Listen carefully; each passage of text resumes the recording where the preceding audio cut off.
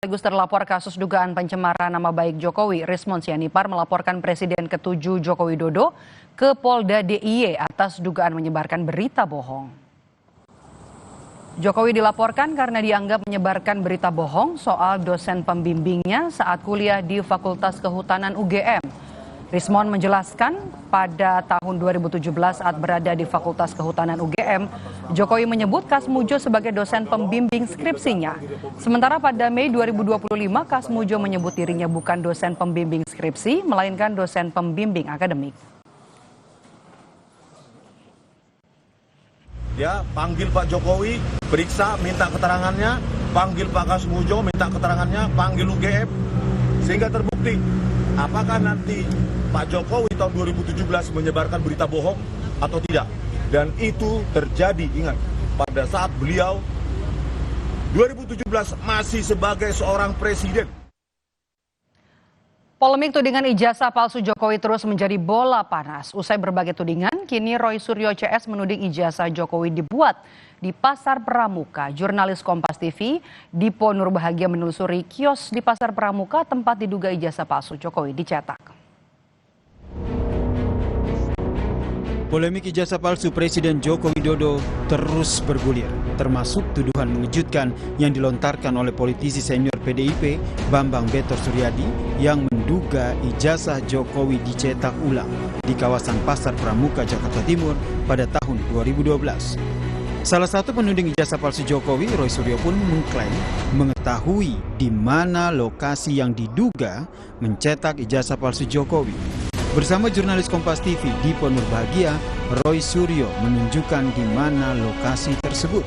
Oke, Bapak begini Bung Roy Suryo, tudingan ijazah palsu Jokowi dibuat di Pasar Pramuka ini memang sudah menjadi perbincangan publik. Ya. Tapi yang harus dibuktikan adalah lokasinya. Oke. Anda berani menunjukkan lokasinya? Ya, kalau lokasi bekasnya Pasar Pojok Pramuka yang terbakar ada. Oke. Dan kira-kira bekas kiosnya pun ada. Bisa kita lihat di sana? Bisa kita lihat di sana. Boleh, Bung Roy? Ya, mari. Bisa nggak kameranya, lensanya masuk gitu? Bisa. Ya. Coba. Ini ya? Ya. Jadi dulu ada sekitar 200-an lebih kios di sini. 200 kios lebih. Okay. Dan orang nggak usah nutupin lah. Orang nggak usah nggak tahu. Ya. Dulu ini terkenal banget. Bahwa yang namanya Pasar Pramuka Pojok. Itu sangat terkenal. Tuduhan ini pun sontak dibantah oleh Wakil Ketua Umum Jokowi Mania, Andi Azwan. Terlebih, Betor Suryadi tidak termasuk dalam tim kampanye saat itu. Namun Andi tidak memungkiri bahwa mantan Wamendes, Paiman Raharjo, pernah memiliki kios di Pasar Pramuka. Nama Paiman Raharjo disebut-sebut Roy Suryo CS yang memiliki kios di Pasar Pramuka, tempat diduga ijazah palsu Jokowi dicetak. Ijazahnya katanya dibuat dari sini.